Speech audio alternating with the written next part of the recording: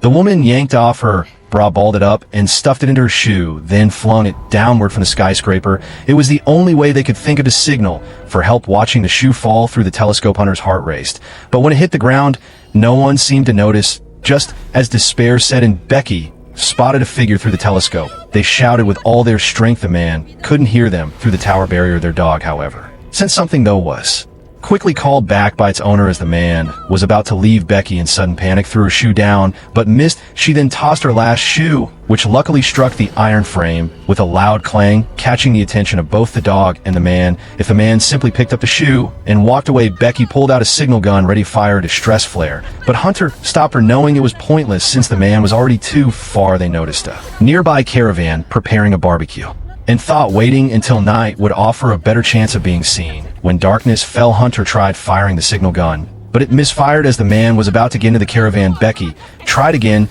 This time the bright flare lit up the night sky, drawing the man's attention. Hunter waved her phone, and they felt overjoyed, believing they had been spotted. However, the man instead used a crowbar to break into the caravan, stole it, and flipped them off. The next day, with no rescue in sight and their phones broken, Hunter suggested going down for their backpack. Becky, though anxious, agreed. With the rope secured, Hunter began her descent, but soon encountered an unexpected problem. Fortunately, she relied on her strong mental resilience and skilled climbing techniques to stabilize herself. She reached near the backpack, but couldn't quite grab it. Hunter loosened the safety rope hung by one hand and stretched for the backpack, but it was still out of reach. In a desperate move, she leapt toward it.